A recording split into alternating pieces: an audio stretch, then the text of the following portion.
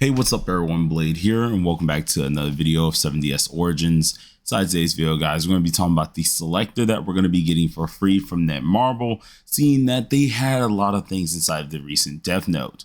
So if you guys are interested in this, just sit back, relax, and enjoy the video. Hit the like button, hit the subscribe button. I'm going to be going over the top 3 characters that I think you guys should be selecting from this here, of course. And just remember, guys, as a disclaimer, this is a gacha. You want to pick whoever you want to play. You want to enjoy whatever you want to enjoy. At the end of the day, I'm not your mama. So, I mean, like, whoever you want to pick is up to you entirely. I just love to go ahead and give some opinions on the situation at hand. So, without further ado, let's get straight into it.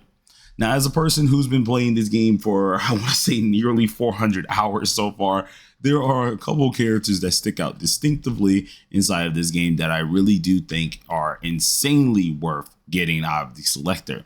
Now, granted, with this in mind, of course, all of us do have our own agendas on teams that we do want to run, but these 3 units are just exceptionally good. They're usually in any team that you can fit them in. They're able to be put in a meta. They're even just fun characters to play overall. So, I mean, like, we're going to go over them and show exactly what we're talking about. So on my screen in a couple seconds here, you should be able to see my ARC browser, and that it should be on the zeroluck.gg website. Now, the first character I want to talk about as one of the most versatile characters and one of the most fun characters here is Deanne.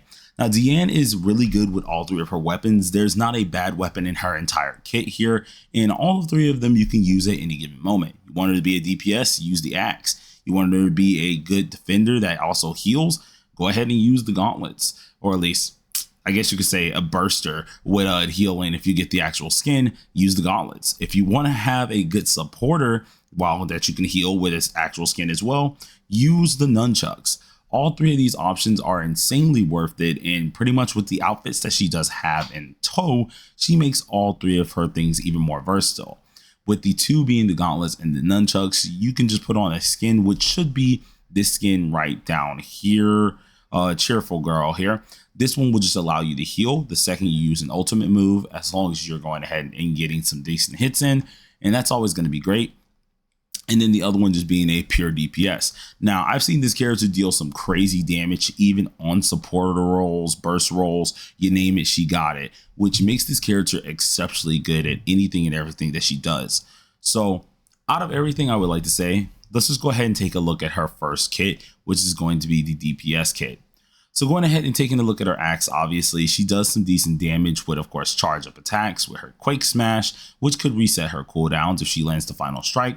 She has a different charge attack, which is able to, of course, deal crit damage during a Earth Burst, which is entirely good. She has a tag skill, which by hitting a critical hit can petrify enemies. And then she has 2 other skills, being the Rock Blast as her ultimate, which increases her defense, which she does scale off of, and increases her normal skill damage. Alongside of this, she could get a stun off of it using Breaker, and with the passive itself, if she is able to activate a Earth Burst here, Breaker will then, of course, stun the enemy, allowing her to deal some crazy damage dealt, seeing that it is increased in this state. The axe alone is insanely worth it, and if you did end up getting any dupes on Deanne, she makes herself very prevalent on dealing a ton of damage.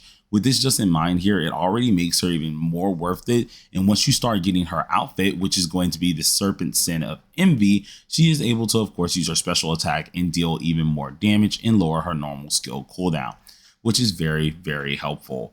I do think this is probably going to be something that a lot of you guys are probably going to focus down on if you really want to use her as a DPS, which is insanely good.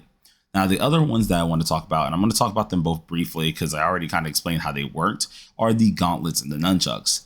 Gauntlets, per se, is going to be your burst down type character where you're getting the burst. You're, of course, helping out your increased defense, which does help out the rest of her entire kit, seeing that she does scale off of this a little bit too. She's able to taunt enemies. She can even heal as long as she uses her ult if you have the skin, which allows you to also use heavy metal. This increases the enemy's burst gauge while also increasing your hero's shatter resistance, which is entirely worth it. So this off bat is more of your burst down unit, but you can also be very, very tanky in order to keep yourself afloat. I think this is probably one of the better ones as well, although I think this out of her entire kit is technically her second best one, or maybe third if we technically put the axe above it. I enjoy using it quite a lot. But I want to say if you're getting like Jericho or something like that, or you already have Jericho, you're probably not going to use this form. So you're going to end up resulting to use the axe or the nunchucks. Now, if we go ahead and take a look at the nunchucks here, the nunchucks are where a lot of people are going to be using Deanne here, especially if you want her in the team, because you already have, of course, the ultimate, if you end up using it, to heal yourself with the actual outfit, right? But alongside of this is you can make them now decrease to earth resistance. You're able to slow down their movement, meaning you can probably get off some cool rotations. You can decrease the enemy's attack with one of her skills. You're able to, of course, decrease their movement skill again with the second skill of hers. And overall, it's just a really good time to be alive. Along with the 20-hit combo that gives you a shield, the character can pretty much do it all. So with a character like this that's very versatile in all 3 of her roles, Deanne is probably one of the few characters I would say select with your selector, seeing that she is insanely good, especially you can put her into any team. Because remember, this is just a character who's overall good, right? If you're going to use her, you have 2 different slots that can make her either a burst down or either supporter that you just can't go wrong with. So I do think this is one of the few characters a lot of you guys should end up looking at. Now, as the next character I do want to go ahead and look at here, this is going to be Manny. Now, Manny, for one reason, you're going to end up using her. Obviously, if you want to use DPS, you could use her longsword, but the real reason that I say select this character is because of the staff. Many of our characters who are our DPSs, cough, Meliodas, does need a lot of crit here. And so by getting this character, you're actually able to increase your crit damage, your magic charging efficiency, and pretty much your crit rate in general, which is absolutely fantastic.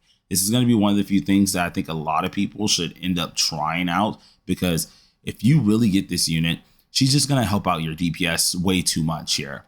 She's also able to restore your normal skill cooldowns, which for a character like Meliodas, where you're not really going to be using your ultimate here, that's fantastic. On the off chance you burst something down or you stun something, pop that ult, swap back over to that character, and then boom, normal skill cooldowns are crazy. So I mean, she's one of those few characters that really is insanely good, that if you already have the other 2 units, is definitely a good character to go for. Alongside with her world passive, which allows her to see star fragments, you will actually have a lot of good uses out of this character that can pretty much go anywhere. Much like Deanne, she is a universal character that will just be useful for anyone as long as you need critical damage. And I think this is just a really good character in general. Plus, if you already have her, let's say you already have everybody I'm going over in this list, if you do have her and get the actual skill 1 or the potential 5, I think it is with her, if you do get that, this then allows you to extend the range of the actual ult as well, or extend the range of one of her moves as well, which is the Priestess Blessing, which is insanely good too. Now, a cool thing about this character as well is she does have some decent cosmetics. The one that I currently do use, I'm pretty sure is the Arc Priestess Prestige here, which by going ahead and using a combined attack, it will go ahead and make this deal more damage, as well as the duration for certain effects will be better. So I do think this is going to be a character that a lot of you guys are probably going to want to go ahead and get your hands on, as at least one of the units that are insanely worth it. But of course, this is at the same time just an option. It's not the end all be all stain. And then, as many of you guys did guess here, the last character I would like to go over is Jericho. And it's for one reason and one reason only. She's the best burst down character inside this entire game. So building up that bar to burst down an enemy is exceptionally quick. And you can do this with her dual swords. Being able to have this means your burst gauge immediately gets inflicted. You can swap in melee immediately and just deal some insane amount of damage, which I think everyone wants to do, of course. Now, on the off chance, of course, if you actually have the outfit, which should be the Holy Knight with the star-shaped visor here, this one increases the burst gauge as well and decreases cold burst resistance here. So as long as she's able to get back attacks on the enemy, you're absolutely going to get that burst gauge up immediately, shred through the enemy, and continue on with your day. I do think this is going to be a fantastic thing to go ahead and end up building here. So I'm very excited to see how this does play out in the long run. But obviously, these are just 3 choices. At the end of the day, choose whoever you want. We got a huge list of characters. The only character that's not in there is Meliodas, of course. And you can honestly pick anyone. Heck, if I had Jericho already, or if I probably just did not care at that point, seeing I'm still missing Drake, I go for him because I am a 100% map completer, and being able just to see the chest that you haven't gotten is always a good thing to do. or either just being a collector at the end of the day. So whatever you do is focused on you, but those are my recommendations for the 3 characters I go ahead and recommend. If you guys did like the video, go ahead and hit the like button, hit the subscribe button. Really does help me out, and leave a comment down below as well. It is insanely worth it to do that on the channel because it helps us out in the algorithm, which allows me to do way more better videos that we got like these already. So look forward to seeing you guys' comments, and peace on out.